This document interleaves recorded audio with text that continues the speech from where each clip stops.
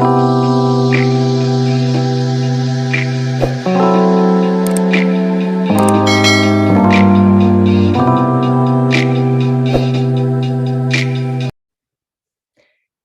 dear Pisces. I am Jamie Dawn, your evolutionary revolutionary astrologer, bringing you your May 2021 horoscope.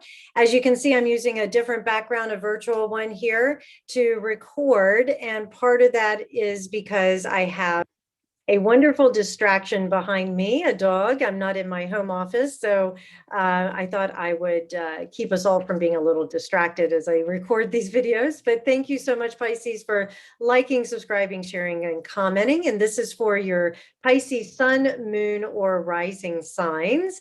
And the big news for you, Pisces, for the month of May is Jupiter, our planet of luck and good fortune, of course, extravagance, but it is moving into your sign, or at least dipping its toe before it retrogrades back into Aquarius. But for a couple of months, we will have Jupiter tickling into your sign. And it is your traditional ruler, which I think is just fantastic. I love Jupiter in Pisces, maybe because I have that natally, and it gives me great hope and faith, which is something we all need, and also great compassion.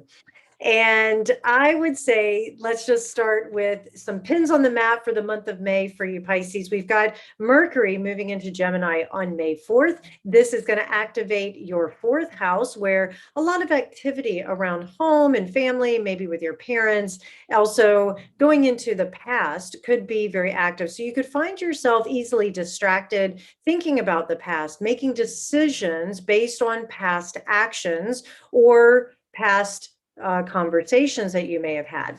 That can be a good thing, especially if you're doing the learning process, where it's what did we learn, what do we want to keep doing, and what do we want to do differently in the future kind of conversations. I would imagine that many of you Pisces will be talking about, thinking about, maybe making decisions about moving.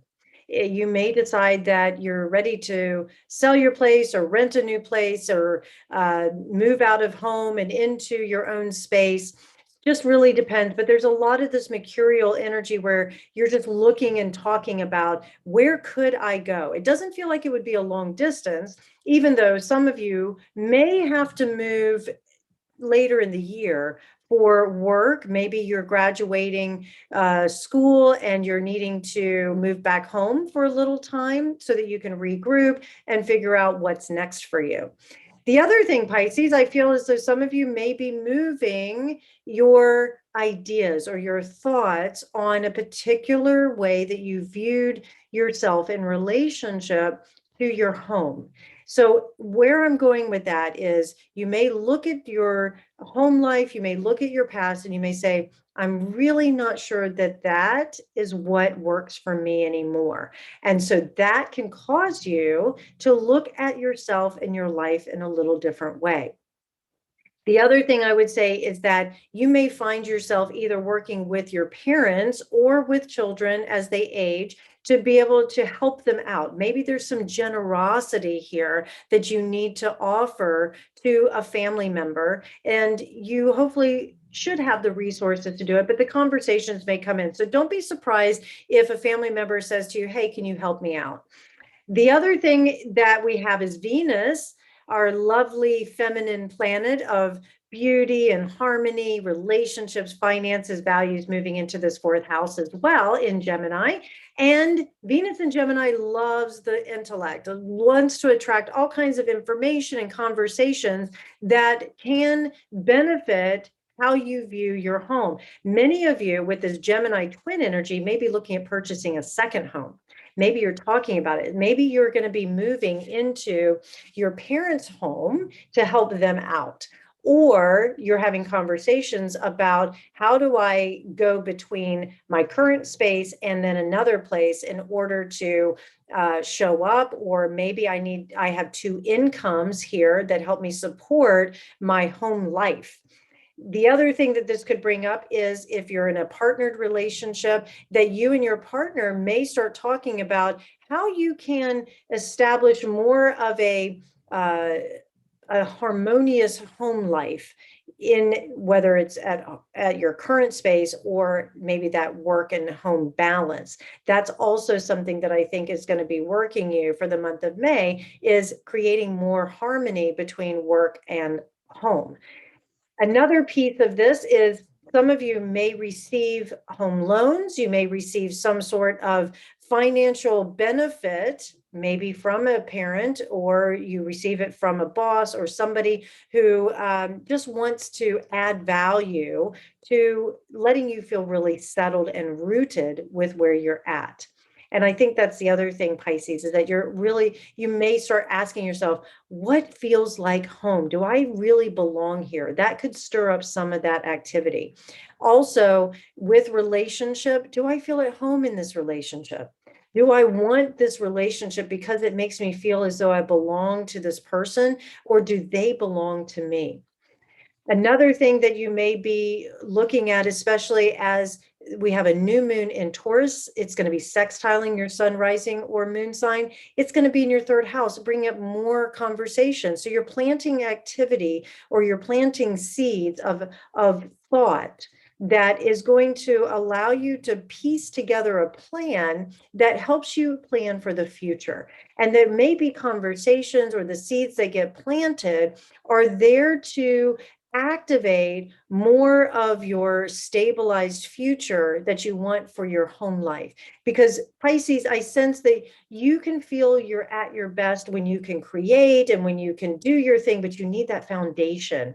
And that's what you're looking at in the month of May, is where can my foundation be stabilized, but also offer a lot of activity and creativity. And in order to not scatter my energy or not feel as though I'm all over the place, I need that stable base.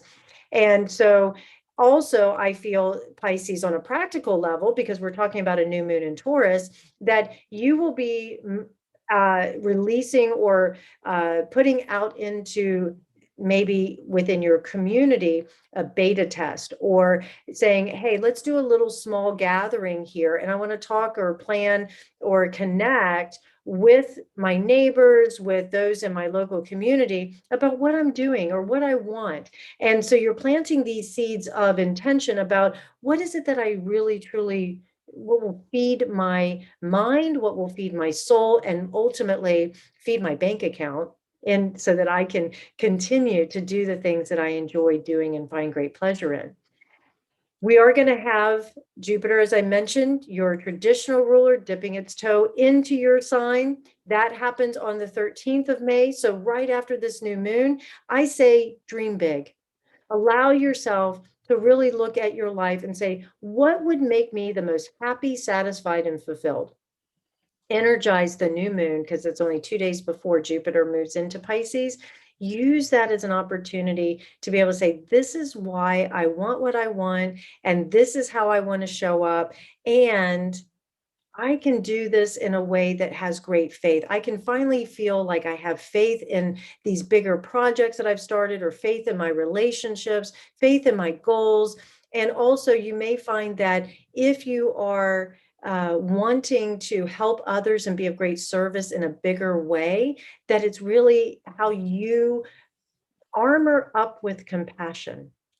And I say that not because, I mean, we think of Mars when you think of armor, but with Jupiter here, it's about improving that uh, makeup, or that way in which you present yourself, the way that you feel good about you. And with Jupiter here on your ascendant, one thing I will say on your sun, moon, or ascendant is that you want to be careful that it doesn't overindulge you. You will want to watch that waistline. You will want to watch that you don't take on everybody's suffering and then you start eating your feelings, right? Now, at the same time, this can be a beautiful time to energize your personal goals. So if you have time to set aside and really think about, where do I want to go next? And how do I expand it? How do I energize it? Jupiter in Pisces is a beautiful way of being able to do it, making you feel very generous. You just have to be careful about the over-giving, right? Okay, so then we're going to have May 20th, we're going to have the sun moving into Gemini for its 28-day stay there. and also activating that fourth house again. So you may be making some decisions around your home. It may energize you. Like home is going to be your place that gives you the strength and the vitality to be able to go back out into the world and deal with whatever issues may be showing up for you. It may also be that you are going to have to make decisions for family. And so this puts you in a place where hopefully you're feeling very generous and you have the resources in order to provide to make these decisions. But I actually feel as though you will be that matriarch, that patriarch, that person of leadership within the home. The other thing that I would say is that you may find a lot of conversations happening within your personal life that need to take place. So spend your time there. Also, because we have Mercury going retrograde in that fourth house at the end of the month, and we're already going to be feeling it throughout the month of May. So give yourself the opportunity, the space, and the grace to be able to revisit certain conversations so that healing can take place. I really feel as though May is going to have this beautiful healing opportunity where not everything that you thought was real or accurate, and it was all muddled, that it can start to unbind itself, but it will take time. Saturn retrograding in your 12th house is going to offer you the chance to be able to do the deeper healing work. So you're going to probably have some conversations behind the scenes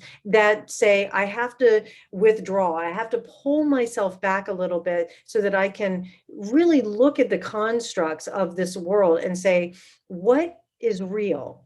It's only real if I keep focusing on it, if I make it real. Now, what is it that I want to make real? How do I energize it? And how do I show great compassion and kindness to those who may not line up with it or may disagree? That's where Mercury retrograde is going to help, because you can go back to these family members, these friends, these coworkers, whoever you're dealing with, your partnerships or this love interest, and you can say, listen, what's really happening is inside of me, I have these wounds, or I have this ability to be able to help a lot of people, but I have to help myself right now. So I need to withdraw for a little bit, or we need to revisit this particular issue and do it in a different way.